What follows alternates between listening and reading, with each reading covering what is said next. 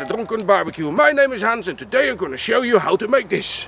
Biltong, Jerky's South African cousin. Don't forget to check the end of the video, my friends. That's where I show you how I made the biltong dry box. Let's get at it, my friends.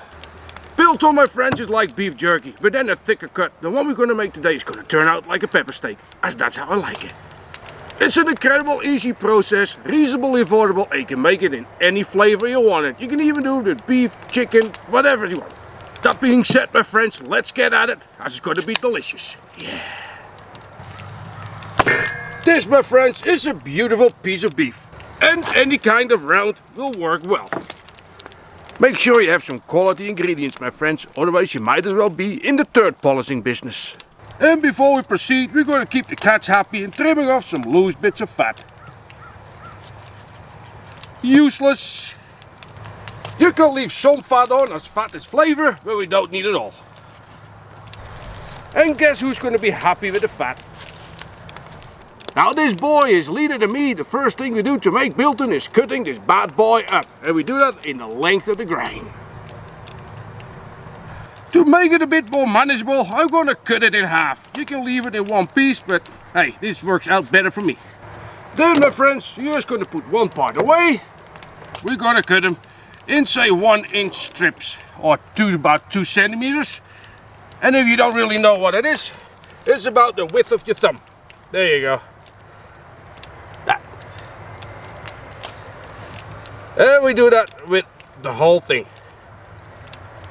Make some nice steaks out of it.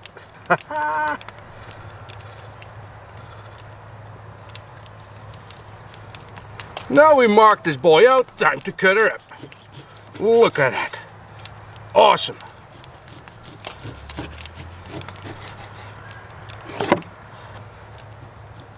Look at that. Nice steaks, guys, nice steaks. So, these steaks we put aside, and we're going to do the same with the next piece. And there you have it, a bowl with biltong flaps. And for you guys who notice everything, I just had a wardrobe change, cause I cut myself. They say dull knives are dangerous knives. Well, this is a sharp one, still cut myself, so we tested the theory, didn't work. Right, what's next? Okie dokie, we're going to marinate the meat. For this, we're going to take a 2-to-1 ratio, water and apple cider vinegar. Have your meat in a large enough bowl. Take your apple cider vinegar and put it with it. And then you take your 2 parts water, in this case 2 cups. And then you take your Worcestershire sauce or your Lee & Perry sauce, if you're like me, you're struggling that horrible name. And you're going to add about 2 tablespoons of this lovely sauce. Oh, that should be enough, is it? Oh, one for the road. And we're going to mix this in a bit. Look at that. I should be a massage guy, eh? And then we're going to leave it to stand for about 20 to 30 minutes, not too long, otherwise the flavor of the L&P sauce, the Lee & Perry sauce, we're not going to bother with that other name anymore, will take over. And in the meantime, we'll take a sip of beer. And in the meantime, we're going to toast the coriander seeds. Well, social media is good, but they're forever texting. This is Buddy Donny. And for the rub, my friends, we have to toast some coriander, so follow me inside. When you're indoor, guys, have a good look around, because it doesn't happen often I film in there. And welcome indoors, my friends. The rub is a well-balanced mix of salt, peppercorn and coriander. And the recipe for this will be in the description below. And we're starting with toasting the coriander seed till it changes a shade of color or two. I'm looking like a pro now, aren't I? If you see smoke, just keep going, guys. Smoke is good. When you see flames, stop. And now we put it all in the grinder, and let's start with the peppercorn.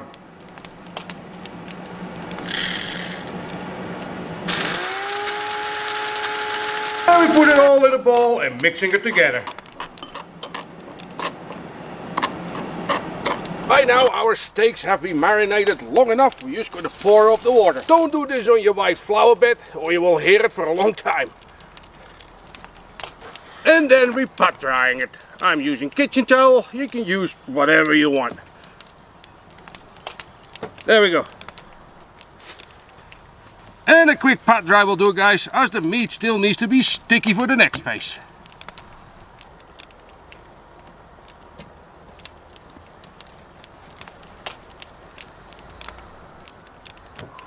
Meat alert, awesome biltong slabs in the making. And now it's also time to sterilize our hooks in some apple cider vinegar. Isn't this exciting, guys? Isn't this exciting? We cut the meat, we prep the rub, the hooks are sterilizing. Haha, we're getting there. There we go. Time to season the meat. And the good thing is you don't need to worry about over seasoning because we measured everything out, right? We measured everything out, slabs are all the same. So just use all the seasoning you have. It's a little messy, but who cares, right guys? So we're going to turn the ladies over and we're going to do it again. And there we go. Easy as pie actually, I told you that in the introduction. I also mentioned it's reasonably affordable. Well, that's because it's up to you what you're going to use. You can also do this with chicken, which is of course a lot cheaper than beef. And don't forget the sides, ladies and gentlemen. I guess you know how to handle your meat. As you can tell, I do. And there we go, my friends, some marinated slabs. Next, we're going to take our hook and we're going to stab it in the meat. That's simple as it is. We're going to put it aside. The next thing is, we're going to hang it in our box. But let's not be ahead of ourselves and we're going to hook them all up first.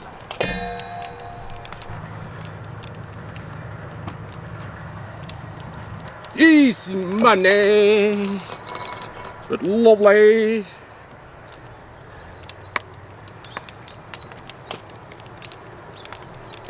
Well, now you probably think why I do this little piece separate. Well, I'm going to pan fry it and have it for lunch.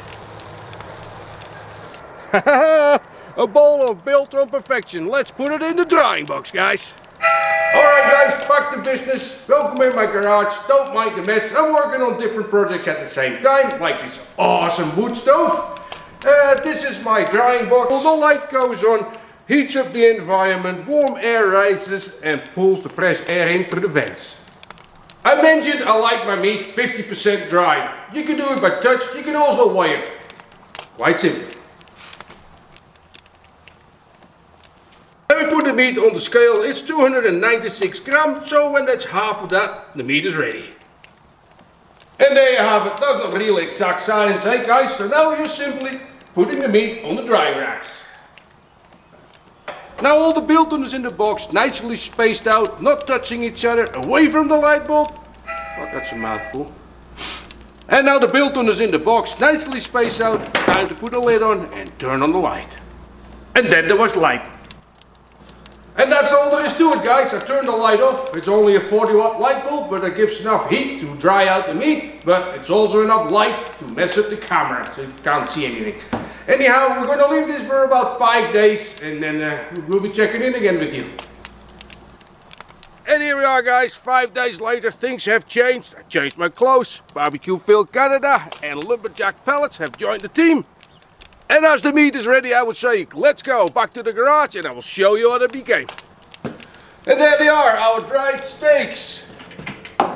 Taking the lid off, because you want to breathe the meat, right? And there we go, time to test them. We wanted to have a 50% dry rate, so let's see on the scale what this piece became. And there we go, fingers crossed, it's less than 150. Haha! 147, guys, 147. We reached the target. Now we reached our preferred dry percentage. Let's cut her open and see what it became. And there we are, my friends, back at the table. Let's cut some biltong. Moment of truth. Biltong, my friends, aka jerky or dried pepper steak. Crunchy on the outside and nice and soft on the inside. Now I can hear you guys think, oh, that stuff is going off. He's not eating it. Well, there we go. That is like a pepper steak. Well, better call my wife, I won't be in for lunch. I'm having steak.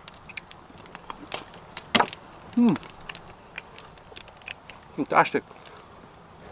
And there you have it, my friends. That's how you make biltong. Awesome. And that's how you make biltong, jerky or dried pepper steak, whatever you want to call it. The next part of the video will be all about how I made the drying box.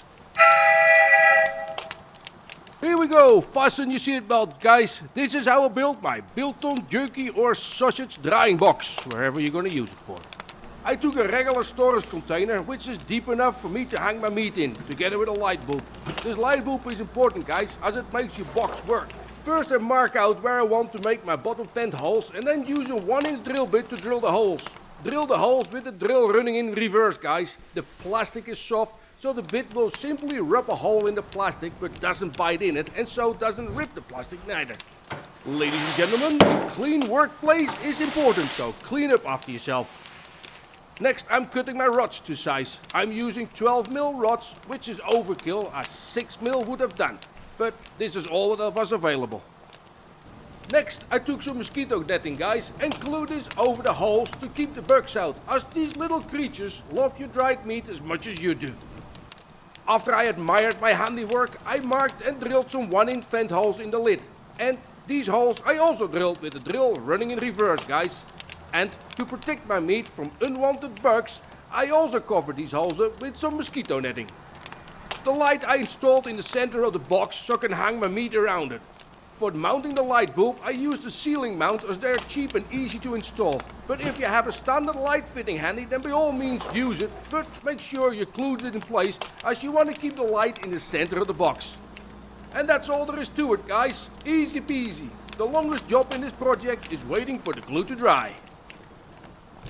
Isn't it awesome to make your own drink snack guys? Before you step away, check out the next video. And one tip from the master my friends, if you never made biltong, jerky or any kind of dried meat, start doing it.